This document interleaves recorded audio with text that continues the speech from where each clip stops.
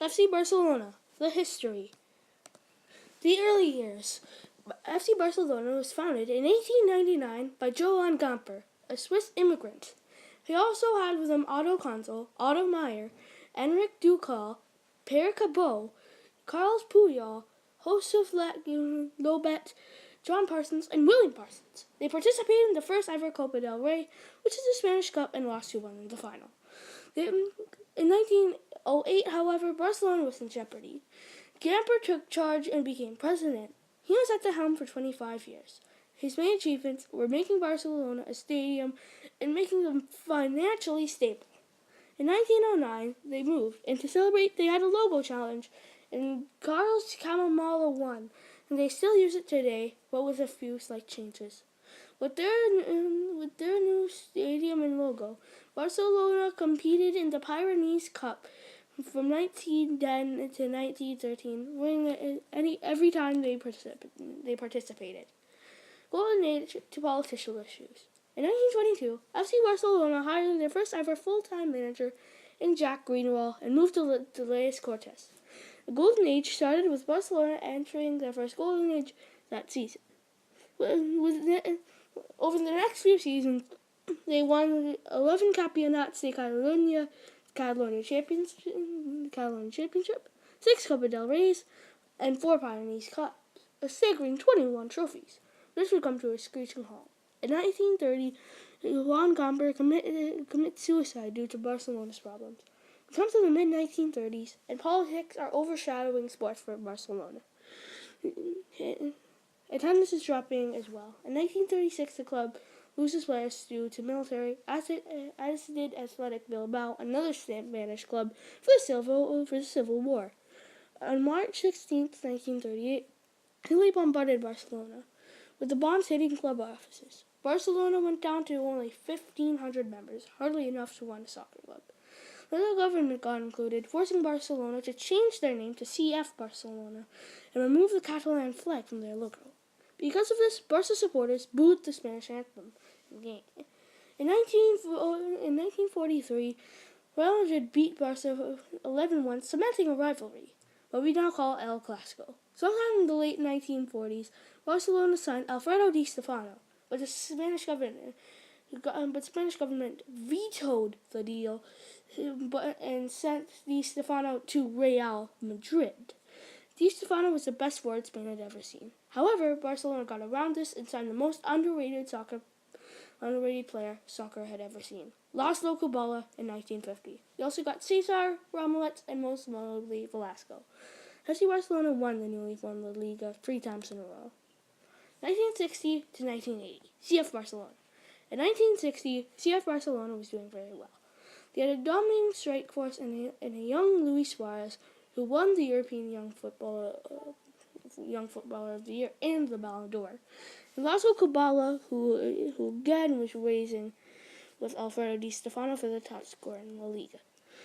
Barcelona won the Liga that year, and in the newly formed European Cup, where Barcelona beat Real Madrid in a 2-game playoff the next season, but they lost in the final to Benfica, a Portuguese club.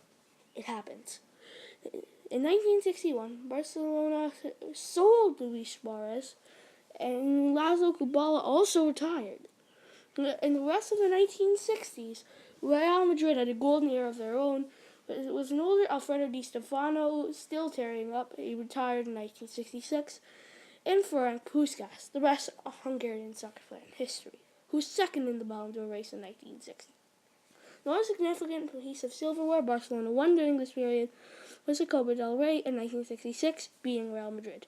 Remember that president who forced Barca to change their name and vetoed the Di Stefano deal? That was Francisco Franco. His reign ended in 1974, and in that very transfer window, Barcelona signed Johan Cruyff for a world record €920,000, which is over $30 million in today's money. Correct me if I'm wrong in the comments. Cruyff was already the best Dutch player in the world, turned out to be better than Kubala and Suarez. Cruyff said that he chose Barcelona over Real Madrid because he didn't want to go to a club associated with help from Francisco Franco. Cruyff won the Ballon d'Or his first season with Barca and came third the next season. In the first season, Cruyff led Barca to their first league title in 14 years, beating Real with 5-0 in the process.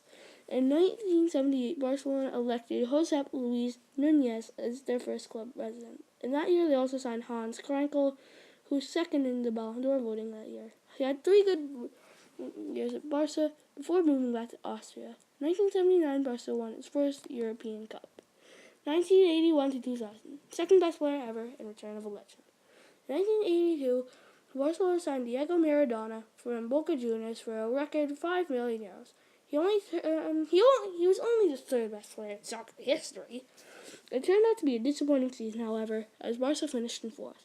Next season, Barcelona won the Copa, beating Real Madrid in the final.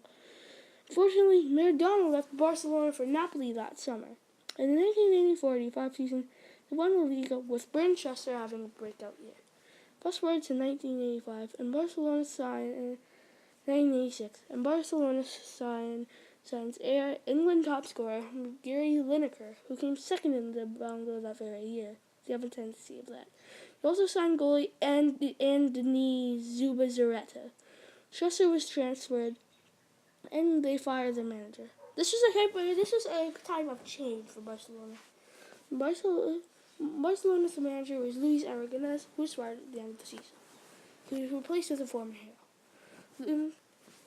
Johan Cruyff was back. This was the start of the Dream Team era, where signings and La Masia graduates came together to create a super team, with notable players such as Pep Guardiola, Ronald Koeman, Michael Laudrup, and Eusebio. During this time in 1994, Barca won 3 La Ligas, 2 European Cups, and 1 Copa del Rey. The following season, Cruyff left, being replaced by Bobby Robson, who signed Ronaldo, R9 Ronaldo, who's still amazing. Him and Robson delivered a club treble that year. However, both left that very season, and Robson was replaced by Louis van Gaal. The New Age. To begin the new age of Barcelona soccer, things started off slow. Josep Luis Núñez, Louis van Gaal, and Luis Figo all left. Figo left for Real Madrid. He is now considered a snake, which is someone who leaves the club to join their rival. Probably know this because of Kevin Durant. Then van Gaal went. Renzo Serra was his replacement, and he was sacked in the season. And Carlos Rexa took the helm. However, the first few years had some good moments, like the Dodgers had to play the season. The next season, both of them got to the semifinals of the New England Champions League, which was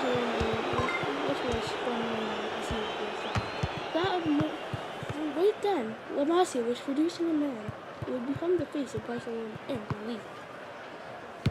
And Louis van Gaal champion that season, but was also for 100%, as low as 15. He was replaced by Radomir Antic, who could have Barca finished just 6th. We could only have Barca finish 6th. Antic's contract was the end. Johan Gaspar, the new Barca then supposedly Johan reported and formed a new young board and Carlos Bruno, Samuel Eto'o, Iniesta, Xavi, and the Cavaliers, along with some of the juggernaut Ronaldinho and Neymar as well. In 2006, they won the Champions League. And in 2008,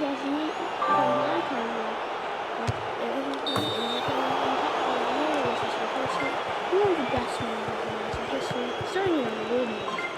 Messi won the Ballon d'Or 4 times in this era.